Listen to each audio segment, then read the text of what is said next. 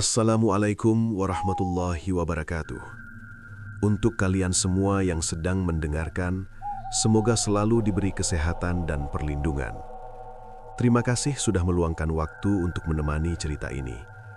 Kisah yang akan saya sampaikan bukan sekadar cerita untuk menakut-nakuti, tapi pengalaman yang membekas, pengalaman yang membuat saya percaya bahwa tidak semua hal di jalanan bisa dijelaskan dengan logika.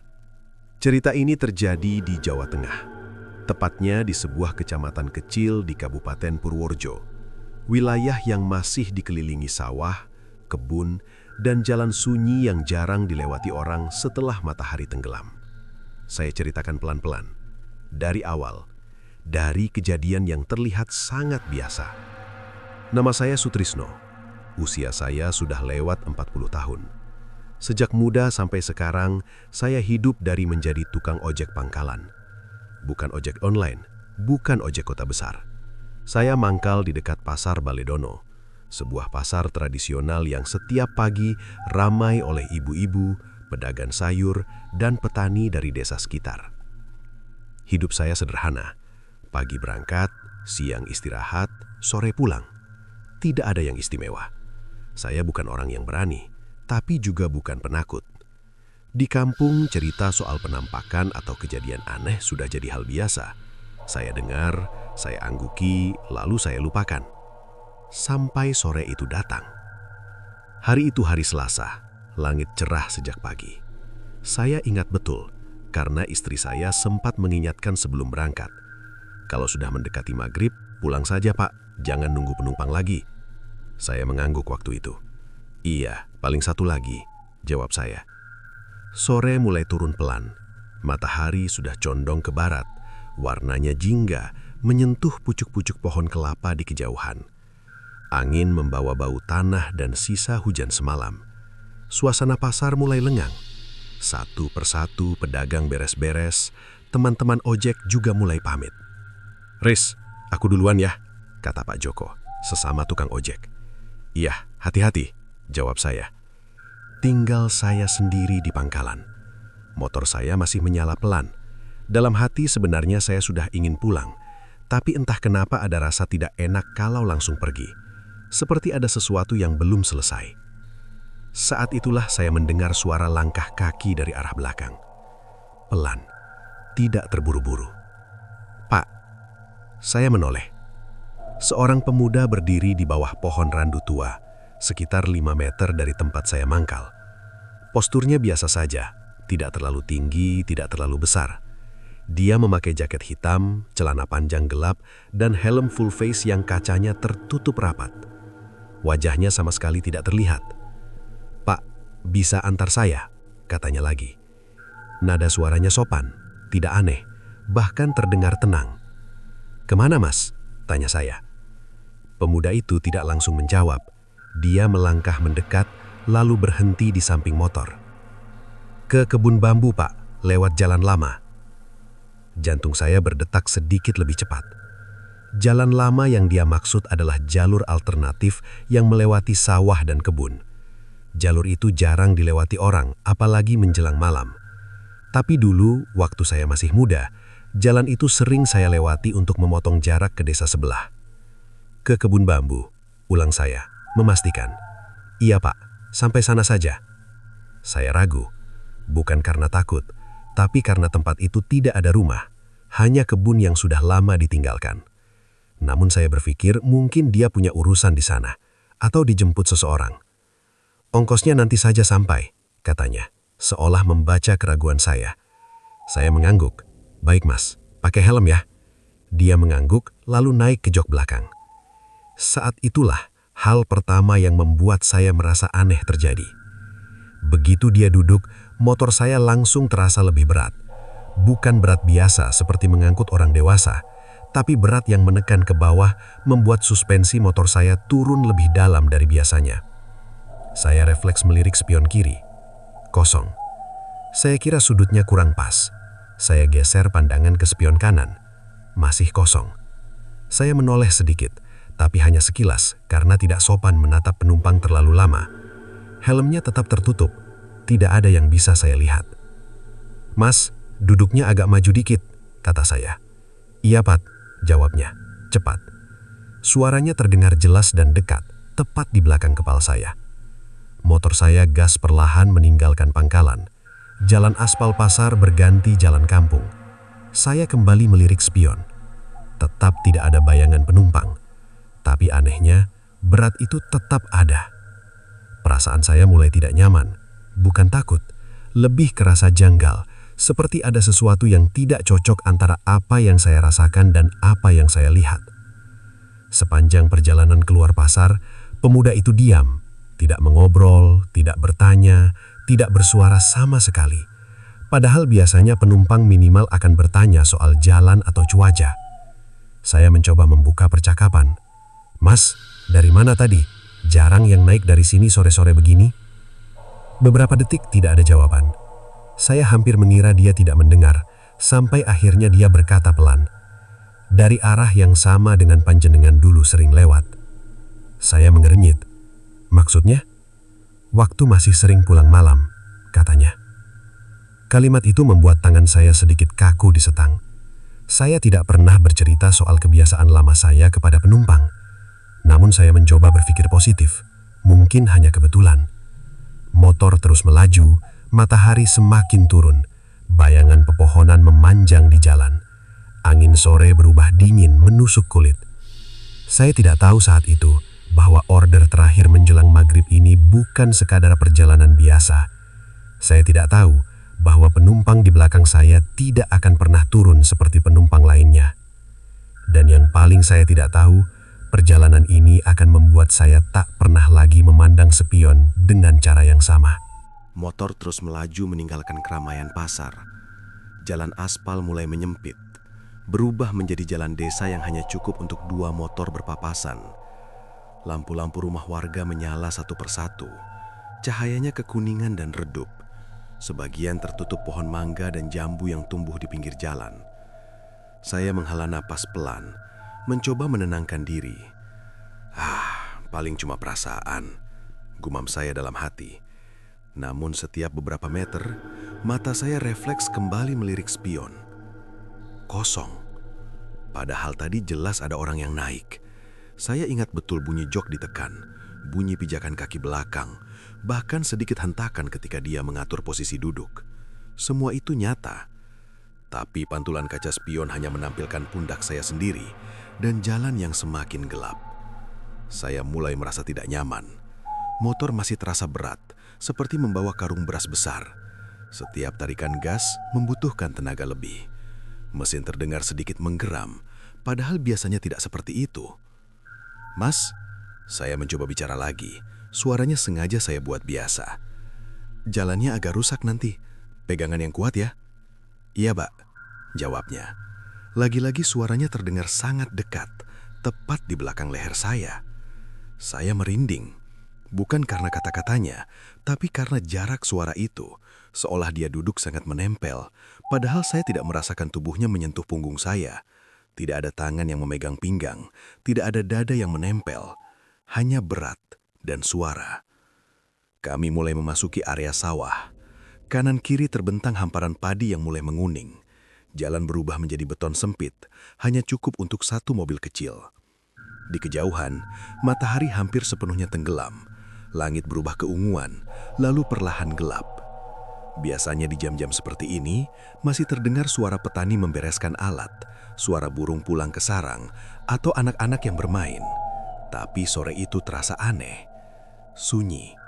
Bukan sunyi biasa, melainkan sunyi yang terasa menekan telinga. Saya memperlambat laju motor. Entah kenapa perasaan saya mulai tidak enak. Saya kembali melirik spion, kali ini lebih lama. Tetap kosong. Saya sampai harus mengangkat tangan kiri sebentar, memegang spion, memastikan kacanya tidak buram atau rusak. Pantulannya jelas. Jalan di belakang terlihat terang oleh lampu motor. Tapi tidak ada siapa-siapa. Padahal dari belakang saya masih bisa mendengar napas pelan, teratur, tenang, seperti orang yang duduk santai menikmati perjalanan. "Mas," suara saya mulai bergetar tipis. "Masnya nggak apa-apa kan?" "Tidak apa-apa, Pak," jawabnya. Jawabannya terlalu cepat, terlalu tenang. Saya menelan ludah. Keringat dingin mulai keluar di pelipis meski udara sore terasa dingin. Dalam hati saya mulai membaca doa pendek, sekedar untuk menenangkan pikiran. Kami berbelok ke arah jalur lama. Jalur ini jarang dilewati sejak ada jalan baru. Beton sudah mulai retak, ditumbuhi lumut di beberapa bagian. Pohon-pohon besar berdiri rapat, cabangnya saling bertaut di atas, membentuk semacam lorong alami. Begitu masuk jalur itu, perasaan saya semakin tidak enak. Lampu motor seakan lebih redup, padahal saya tidak menurunkan sorotannya. Cahaya hanya menerangi beberapa meter ke depan, sisanya ditelan gelap. Saya kembali melirik spion. Kosong. Motor terasa semakin berat. "Mas," saya memberanikan diri bicara lagi. "Rumahnya jauh dari kebun bambu?" Dia tidak langsung menjawab. Ada jeda beberapa detik. Jeda yang terasa panjang dan menyesakan. "Sudah dekat," katanya. Akhirnya, nada suaranya datar, tanpa emosi. Saya mencoba mengingat-ingat semua penumpang yang pernah saya antar lewat jalur ini. Tidak ada satupun yang membuat saya merasa seperti ini. Bahkan ketika dulu mengantar orang sakit tengah malam, pun saya tidak pernah merasa seaneh sekarang. Tiba-tiba, pemuda itu berbicara lagi tanpa saya tanya. "Bapak sering lewat sini dulu?" Saya terkejut. "Mas tahu dari mana?" "Sering," jawabnya singkat. Jantung saya berdetak lebih cepat. "Sering apa?" "Sering pulang malam, waktu ibu bapak masih ada." Tangan saya refleks mengerim sedikit. Motor melambat. "Apa maksud Mas?" tanya saya. Suara saya kini jelas tidak setenang sebelumnya. Dia tertawa kecil, bukan tawa keras, bukan tawa mengejek, lebih seperti senyum yang dipaksakan, tapi suaranya terdengar jelas. "Tenang saja, Pak," katanya. "Saya cuma numpang jalan." Kalimat itu membuat tengkuk saya dingin. Numpang jalan, bukan numpang naik. Kami terus melaju. Sawah mulai berganti kebun singkong dan bambu liar. Jalan semakin sepi. Tidak ada rumah, tidak ada lampu.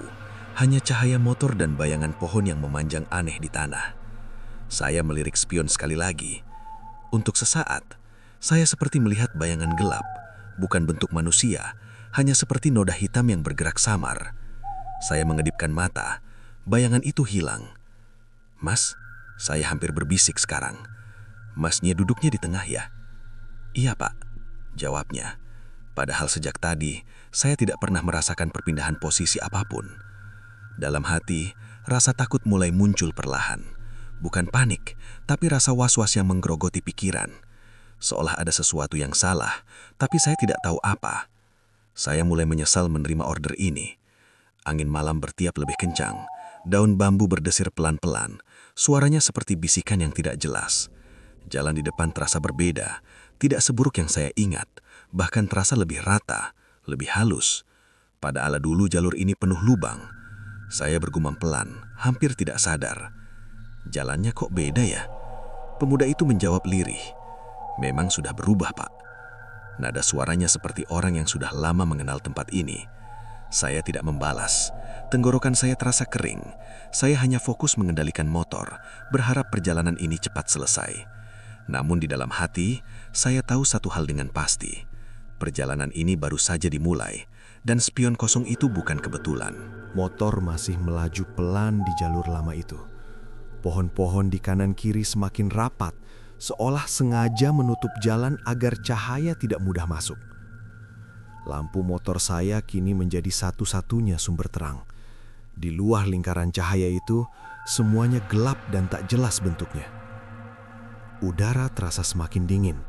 Bukan dingin biasa seperti malam di desa, tapi dingin yang membuat dada terasa sesak, seolah napas saya menjadi lebih pendek. Keringat dingin mengalir di punggung meski jaket sudah saya rapatkan. Saya berusaha menenangkan diri. "Tenang, Riz," saya berbicara dalam hati. "Ini cuma penumpang aneh. Jangan berpikir macam-macam."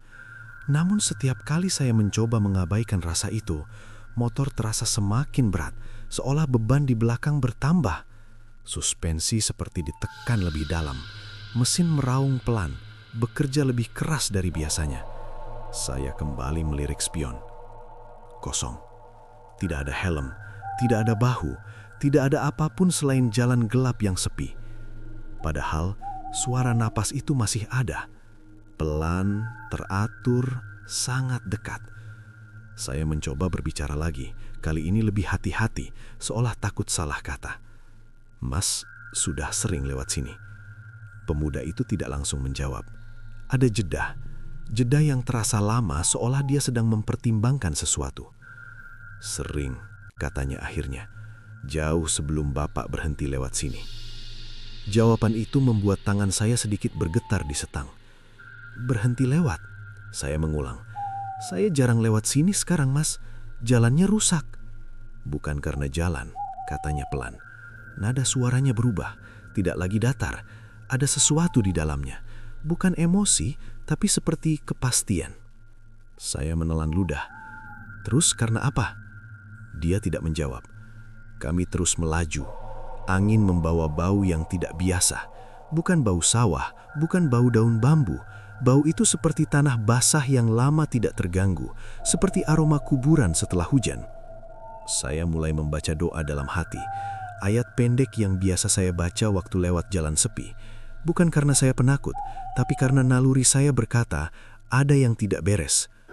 Beberapa meter kemudian, pemuda itu tiba-tiba bicara lagi. "Mas, masih ingat rumah kayu di tikungan sana?" Saya terkejut. "Rumah kayu?" "Iya, yang dulu atapnya bocor, halamannya sempit." Saya refleks menoleh ke arah yang dia maksud. Di sana memang ada bekas reruntuhan rumah lama, sekarang sudah hampir tertutup semak. Rumah itu sudah kosong sejak lama. "Itu rumah siapa?" tanya saya, meski jantung saya mulai berdetak lebih cepat. "Rumah ibu Bapak," katanya tenang. Saya hampir kehilangan kendali atas motor. Tangan saya refleks menarik rem, membuat motor melambat drastis. "Apa maksud Mas?" Suara saya bergetar. "Mas jangan bercanda." Dia tertawa kecil, pelan, sangat pelan. "Saya tidak bercanda, Pak." Dada saya terasa sesak. "Itu rumah lama orang tua saya," kata saya, berusaha terdengar tegas. "Tapi Mas tahu dari mana?" Pemuda itu sedikit mencondongkan tubuhnya ke depan.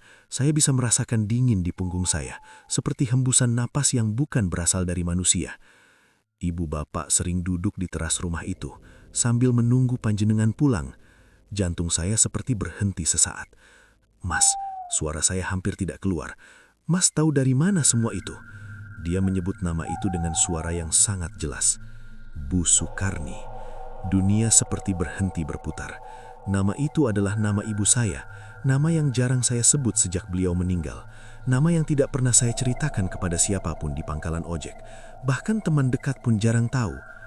Tangan saya gemetar hebat, motor oleng sedikit sebelum saya bisa menstabilkannya. "Jangan sebut nama itu, Mas. Mas tidak berhak." Pemuda itu terdiam beberapa detik, lalu berkata dengan nada yang lebih lembut, "Beliau kangen, Pak." Kalimat itu membuat mata saya panas. Ingatan lama menyerbu pikiran saya tanpa permisi. Wajah ibu saya, senyumnya, caranya memanggil nama saya waktu saya pulang terlalu malam. Beliau sering bilang, "Anakku, kalau pulang jangan malam-malam, jalannya sepi." Saya tidak sanggup menjawab. Tenggorokan saya terasa terkunci. Air mata menggenang, tapi saya paksa menahannya. Saya tidak mau terlihat lemah, meski penumpang di belakang tidak terlihat sama sekali. "Mas ini siapa sebenarnya?" tanya saya pelan. "Saya cuma tukang ojek, tidak punya urusan apa-apa." Pemuda itu menghela napas pelan. "Saya cuma menyampaikan." "Menyampaikan apa?" Suara saya hampir putus. "Bahwa Bapak sering lupa." "Lupa apa?" "Lupa pamit, lupa berdoa, lupa melihat spion." Kalimat terakhir itu membuat bulu kuduk saya berdiri semua. Saya kembali melirik spion. Kosong. Tapi untuk sesaat, pantulan saya terlihat berbeda. Wajah saya tampak lebih pucat, mata saya terlihat lebih dalam seperti orang yang kelelahan berat. Di belakang saya, bukan bayangan penumpang, melainkan gelap pekat, seolah ada ruang kosong yang menelan cahaya. Saya cepat-cepat memalingkan pandangan. "Mas, saya hampir menangis sekarang. Kalau Mas mau ke kebun bambu, kita sudah dekat. Habis itu Mas turun." Pemuda itu menjawab pelan, "Iya Pak, memang cuma sampai sana." Nada suaranya seperti orang yang sudah tahu akhir perjalanan ini. Kami melaju lagi. Jalan terasa semakin aneh, terlalu halus, tidak ada lubang, tidak ada batu, padahal dulu jalur ini membuat motor sering terpeleset. Pohon bambu mulai terlihat di kejauhan, Batangnya tinggi, menjulang, daunnya saling bergesekan pelan. Suaranya seperti bisikan banyak orang yang berbicara bersamaan. Saya merasa tidak sendirian, meski mata saya tidak melihat apapun. Pemuda itu berbicara lagi, kali ini lebih dekat dengan telinga saya. "Mas, ingat pesan ibu terakhir." Saya menggeleng pelan. "Jangan mas, jangan lanjutkan." Ibu bilang, "Kalau sudah maghrib, pulang. Jangan bawa orang asing terlalu jauh." Air mata akhirnya jatuh. Saya tahu itu memang pesan terakhir ibu saya sebelum beliau meninggal. Dan saat itu saya sadar sepenuhnya. Penumpang ini bukan orang biasa. Dan perjalanan ini bukan sekedar mengantar. Ini adalah peringatan. Setelah nama ibu saya disebut, perjalanan terasa tidak lagi berada di dunia yang sama. Bukan karena pemandangannya berubah drastis, melainkan karena rasa yang menyelimuti segalanya. Seperti berjalan di tempat yang seharusnya tidak dilewati oleh orang yang masih bernafas. Motor terus melaju, tapi waktu terasa melambat. Tarikan gas saya ringan, namun jarak yang ditempuh seolah jauh lebih panjang dari biasanya. Lampu motor menyinari jalan di depan, dan di sanalah saya sadar, tekstur jalannya berubah. Dulu jalur ini kasar, penuh retakan, batu-batu kecil menyembul dari beton. Sekarang, permukaannya halus seperti disapu abu. Rata, nyaris tanpa celah. Ban motor tidak lagi bergetar seperti biasa. Tidak ada suara kerikil terpental. Tidak ada hentakan kecil dari lubang jalan. "Jalannya kok begini ya?" gumam saya tanpa sadar. Pemuda di belakang menjawab pelan, "Memang seperti ini sekarang, Pak." Nada suaranya tenang. Terlalu tenang untuk suasana yang membuat jantung saya berdegup tak karuan. Saya menelan ludah. "Setahu saya, dulu rusak." "Yang rusak sudah dilewati," katanya singkat. Kalimat itu membuat saya bingung. Apa maksudnya? Saya ingin bertanya, tapi lidah saya keluh. Ada rasa takut yang menahan kata-kata di tenggorokan. Kami memasuki bagian jalan yang lebih tertutup. Pohon bambu kini berdiri di kiri kanan. Batangnya rapat dan tinggi. Daunnya saling bersentuhan di atas, membentuk lorong panjang. Cahaya lampu motor memantul aneh pada batang-batang bambu, menciptakan bayangan panjang yang seolah bergerak pelan mengikuti kami. Udara berubah, bukan hanya dingin, tapi berat. Setiap tarikan nafas terasa lebih dalam. Dada saya seperti ditekan sesuatu. Aroma tanah basah makin kuat, bercampur bau daun tua dan sesuatu yang samar, bau yang membuat perut mual. Saya kembali melirik spion. Kosong. Namun kali ini, kosongnya terasa berbeda. Bukan sekedar tidak ada bayangan penumpang, tapi seolah kaca spion memantulkan kegelapan yang lebih pekat dari malam di sekitar. Seperti ada ruang lain di balik pantulan itu. Saya cepat-cepat memalingkan wajah. "Mas," suara saya serak. "Mas masih di belakang kan?" "Iya, Pak," jawabnya. Jawaban itu datang tanpa ragu, seolah pertanyaan saya aneh, tapi tubuh saya merinding. Saya tidak merasakan apapun di punggung saya. Tidak ada tangan, tidak ada gerakan, hanya berat yang menekan jok dan suara nafas yang kadang terdengar, kadang menghilang. Kami terus melaju. Tidak ada rumah, tidak ada lampu, tidak ada suara binatang malam, bahkan jangkrik pun tidak terdengar. Sunyi yang menyelimuti tempat ini bukan sunyi biasa, melainkan sunyi yang terasa mengawasi. Saya kembali melirik spion. Seharusnya, setelah kebun singkong ada belokan kecil. Setelah itu jalan menurun sedikit sebelum sampai ke kebun bambu. Tapi belokan itu tidak muncul. Jalan lurus terus, panjang, terlalu panjang. "Mas," saya memberanikan diri bertanya, "jalannya kok jadi jauh?" Pemuda itu terdiam sejenak. "Belum sampai waktunya." Jawaban itu membuat tengkuk saya dingin. "Waktunya apa?" "Waktunya Bapak sadar," katanya pelan. Motor terasa makin berat, seolah membawa lebih dari satu orang. Suspensi turun lebih dalam, mesin meraung lebih keras, tapi laju motor tidak bertambah. Saya mulai panik, meski masih berusaha mengendalikannya. "Mas, saya ini cuma ngantar. Kalau Mas mau turun bilang saja." Dia tidak langsung menjawab. Saya bisa merasakan sesuatu seperti hembusan dingin menyapu leher saya, membuat saya menggigil. "Bapak masih ingat sumpah Bapak waktu Ibu meninggal?" Saya terkejut. "Sumpah apa?" "Sumpah untuk pulang sebelum gelap. Sumpah untuk tidak mengabaikan peringatan." Air mata kembali menggenang. "Itu urusan saya, Mas. Bukan hanya urusan Bapak. Jalan ini juga punya urusan." Kalimat itu membuat merinding hebat. Jalan ini punya urusan.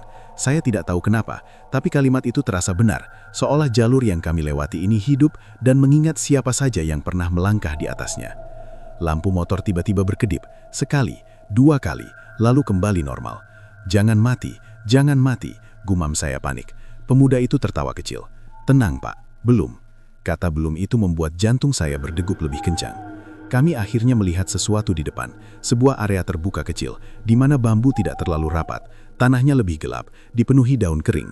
Di sana, jalan terasa benar-benar berbeda, lebih lembut, hampir seperti tanah kuburan yang sering diinjak. "Itu kebun bambu?" tanya saya, berharap jawabannya iya. "Sebentar lagi," katanya. Saya menarik nafas dalam-dalam.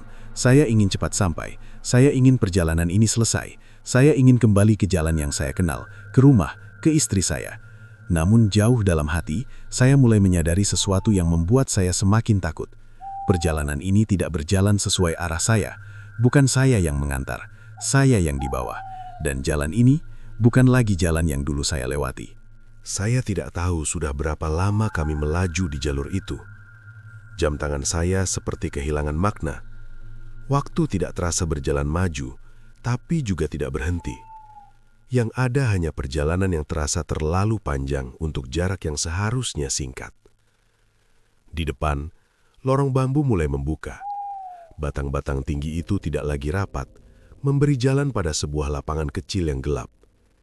Tanahnya lebih rendah dari jalan, dipenuhi daun kering yang menumpuk seperti karpet kusam.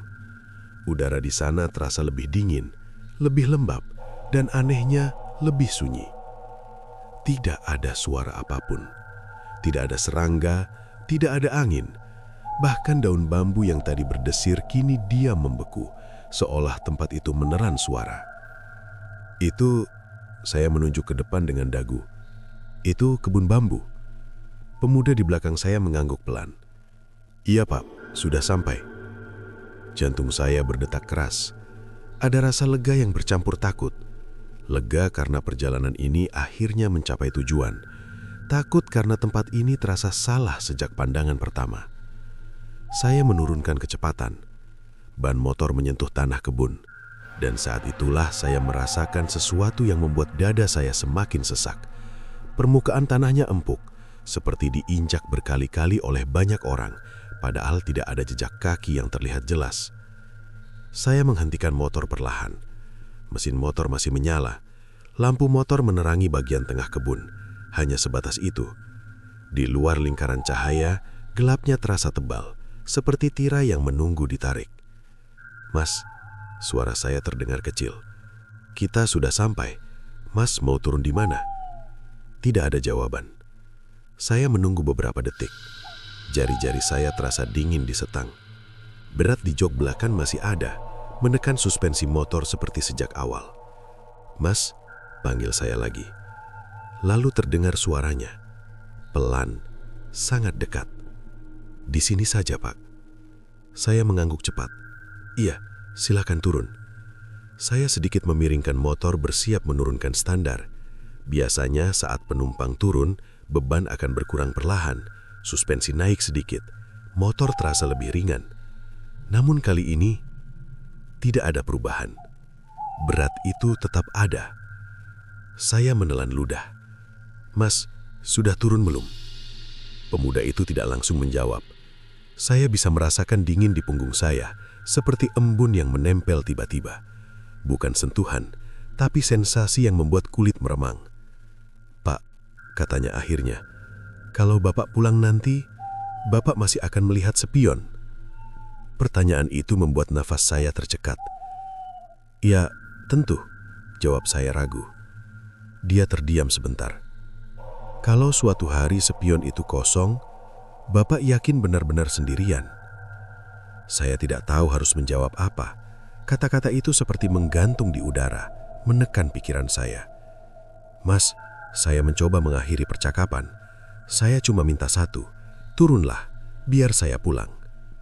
Terdengar helaian nafas panjang di belakang saya. "Baik, Pak." Saya menunggu. 1 detik, 2 detik. Tidak ada suara langkah kaki, tidak ada gesekan sepatu di tanah, tidak ada apapun yang menandakan seseorang turun dari motor. Namun tiba-tiba, berat itu menghilang. Hilang seketika, seperti beban yang diputus dari atas. Suspensi motor naik mendadak, motor terasa sangat ringan, hampir membuat saya kehilangan keseimbangan. Saya refleks menginjak tanah dengan kaki kiri. Mas, saya berbalik setengah badan. Tidak ada siapa-siapa. Jok belakang kosong. Tidak ada helm. Tidak ada bayangan. Tidak ada bekas pijakan kaki. Tanah di belakang motor tidak menunjukkan jejak baru. Saya menahan nafas. Mas, panggil saya lirih. Tidak ada jawaban. Namun di tengah kebun sunyi itu, terdengar suara daun kering bergeser pelan, seolah ada sesuatu yang berjalan menjauh, meski mata saya tidak melihat apapun. Saya duduk terpaku beberapa saat. Jantung saya berdegup keras. Kepala saya pusing. Saya tidak berani mematikan mesin. Entah kenapa, suara mesin motor terasa seperti satu-satunya hal yang menahan saya tetap di dunia nyata. Saya melirik spion. Kosong. Benar-benar kosong. Tapi kali ini, kosongnya terasa lega, sekaligus menyisakan ketakutan yang dalam. Seperti habis melewati pintu yang tidak seharusnya saya buka. Saya cepat-cepat memutar motor, tidak berani menoleh ke arah kebun lebih lama. Saat roda kembali menyentuh jalan keluar, terdengar bisikan pelan dari arah bambu. "Hati-hati di jalan, Pak." Saya menahan tangis. "Iya," jawab saya dengan suara hampir tidak terdengar. Motor melaju menjauh dari kebun itu. Lampu-lampu rumah warga mulai terlihat lagi di kejauhan. Suara jangkrik perlahan kembali, seperti dunia yang baru saja bernafas lagi. Namun satu hal saya sadari sepenuhnya saat itu. Saya memang sudah meninggalkan kebun bambu. Tapi apa yang naik bersama saya tadi tidak pernah benar-benar berjalan pergi. Motor saya melaju menjauh dari kebun bambu itu. Saya tidak berani menoleh ke belakang. Bahkan sekadar melirik spion pun saya tunda beberapa detik.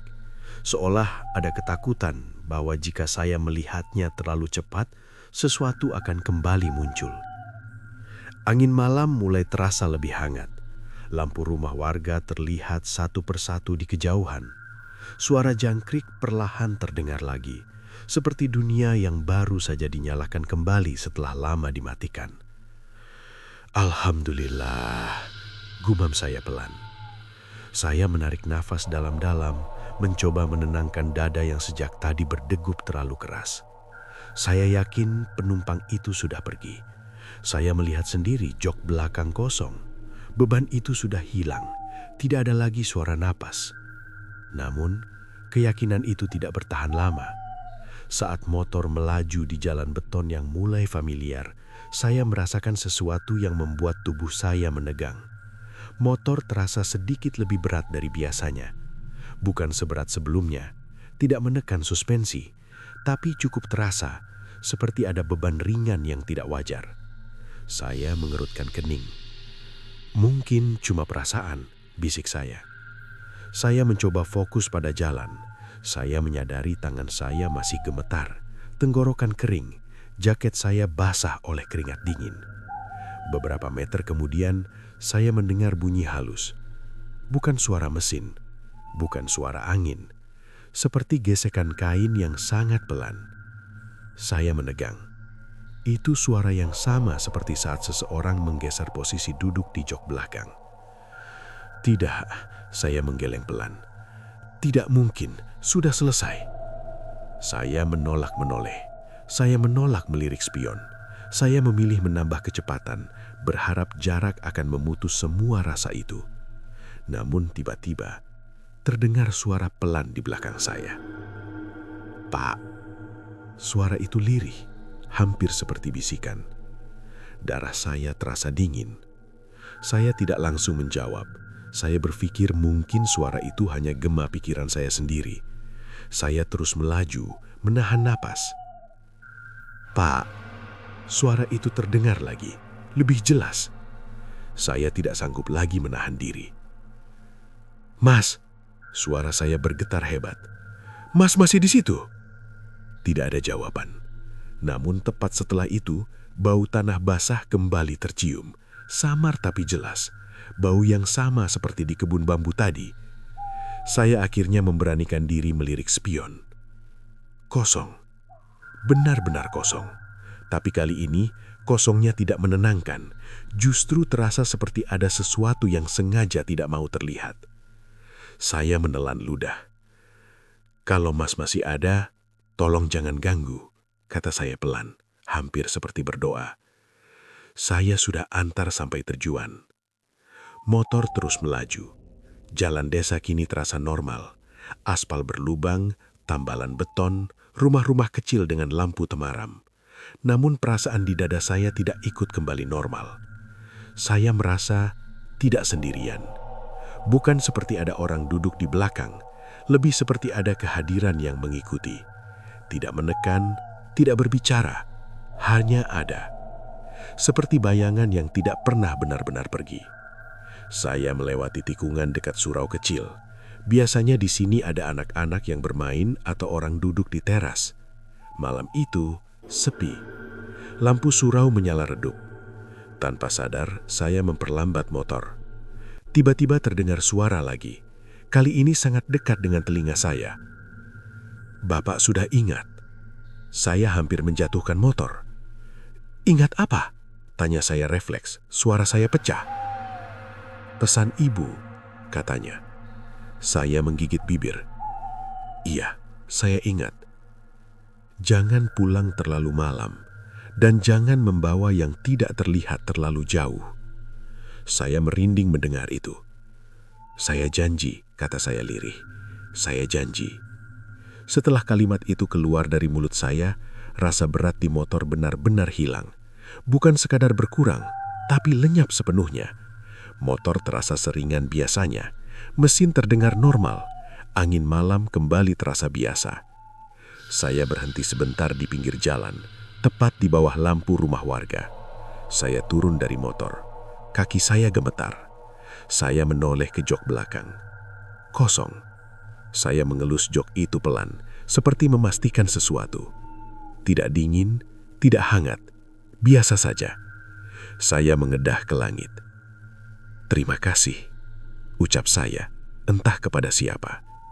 Tidak ada jawaban, tidak ada suara, tidak ada bisikan. Saya naik kembali ke motor dan melanjutkan perjalanan pulang. Kali ini saya berani menatap spion lebih lama. Pantulannya hanya menampilkan saya dan jalan di belakang. Namun sejak malam itu, saya sadar satu hal yang tidak bisa saya abaikan. Penumpang itu memang tidak pernah turun seperti manusia biasa. Dia tidak melangkah pergi, tidak menghilang begitu saja. Dia pergi setelah saya mengingat. Dan sejak malam itu pula, setiap kali saya membawa motor sendirian di jalan sepi, saya selalu bertanya dalam hati, apakah saya benar-benar sendiri? Atau hanya belum diingatkan lagi? Saya akhirnya sampai di rumah malam itu. Lampu teras masih menyala. Istri saya sudah menunggu, duduk di kursi kayu sambil memeluk lutut. Begitu melihat saya turun dari motor, wajahnya langsung berubah lega. Lama sekali, Pak, katanya. Katanya cuma satu penumpang. Saya tidak langsung menjawab. Saya mematikan mesin motor, lalu berdiri beberapa detik di sampingnya, menatap spion kanan dan kiri. Refleks tanpa sadar. Kosong. Saya baru masuk rumah setelah istri saya memanggil lagi. Pak, iya, maaf, jawab saya pelan. Malam itu saya tidak banyak bicara. Saya hanya bilang jalannya agak jauh. Saya tidak menceritakan apapun. Bukan karena tidak mau, tapi karena saya sendiri belum sanggup merangkai kata untuk kejadian itu. Saya tidur dengan gelisah. Mimpi saya penuh lorong bambu, jalan yang terlalu halus, dan suara ibu saya yang memanggil dari kejauhan. Setiap kali saya menoleh, yang saya lihat hanya spion kosong. Pagi harinya saya bangun dengan tubuh pegal dan kepala berat. Namun saat matahari terbit, dunia terlihat normal kembali. Suara ayam, aroma kopi, dan hiruk-pikuk desa membuat kejadian semalam terasa seperti mimpi buruk yang memudar. Saya mencoba meyakinkan diri. Sudah selesai, sudah lewat. Hari-hari berikutnya berjalan seperti biasa. Saya kembali mangkal di pasar, mengantar ibu-ibu, buruh, dan anak sekolah. Tidak ada kejadian aneh. Tidak ada penumpang misterius, tidak ada suara di belakang. Namun, ada satu hal yang berubah. Setiap kali saya berkendara sendirian, mata saya selalu mencari spion. Bukan untuk melihat kendaraan di belakang, tapi untuk memastikan apakah benar-benar kosong. Beberapa hari setelah kejadian itu, saya mengantar penumpang terakhir sore hari. Jalan pulang saya lewati sendirian. Matahari hampir tenggelam. Langit jingga seperti hari itu. Tanpa alasan jelas, saya merasakan berat ringan di motor, sangat samar. Tidak menekan, tidak mengganggu, tapi cukup membuat saya sadar. Saya berhenti di pinggir jalan. Saya turun. Saya menoleh ke jok belakang. Kosong. Saya menatap spion. Kosong. Namun di balik kekosongan itu, ada rasa diawasi. Bukan ancaman, bukan ketakutan besar, lebih seperti perasaan bahwa saya tidak pernah benar-benar sendirian di jalan. Kalau masih ada, saya pulang sekarang, kata saya lirih, hampir seperti bercakap dengan udara. Tidak ada jawaban. Saya naik kembali ke motor dan melanjutkan perjalanan. Kali ini, saya sengaja memperlambat laju. Saya ingat pesan ibu saya. Saya ingat sumpah yang dulu pernah saya ucapkan. Sejak saat itu, hidup saya berubah pelan-pelan. Saya tidak pernah lagi menarik penumpang menjelang maghrib. Saya pulang lebih awal. Saya selalu membaca doa sebelum berangkat. Dan setiap kali ada penumpang naik, saya memastikan melihatnya di spion sebelum jalan. Teman-teman ojek pangkal pernah bertanya, "Kenapa jadi penakut, Tris?" Saya hanya tersenyum. Bukan penakut, cuma lebih ingat. Beberapa bulan kemudian, saya memberanikan diri melewati jalur lama itu di siang hari. Kebun bambu masih ada, sunyi, tidak ada yang aneh, hanya kebun yang ditinggalkan. Tapi saat motor saya melewati batas jalan itu, angin tiba-tiba berhenti, dan untuk sesaat, saya mendengar suara pelan di belakang. Hati-hati di jalan. Saya berhenti. Saya menoleh. Jok belakang kosong. Saya menatap spion. Kosong. Namun di balik kekosongan itu, ada rasa diawasi. Bukan ancaman, bukan ketakutan besar, lebih seperti perasaan bahwa saya tidak pernah benar-benar sendirian di jalan. Kalau masih ada, saya pulang sekarang. "Iya, Bu," jawab saya pelan. Saya tidak tahu siapa sebenarnya penumpang malam itu. Apakah benar peringatan, apakah sekedar pengingat, atau memang ada jalan-jalan tertentu yang tidak ingin dilalui sembarangan. Yang saya tahu satu hal, dan ini saya sampaikan kepada siapapun yang mendengar cerita ini. Jangan pernah menganggap spion kosong berarti kita sendirian. Karena tidak semua penumpang ingin terlihat, dan tidak semua yang naik pernah benar-benar turun.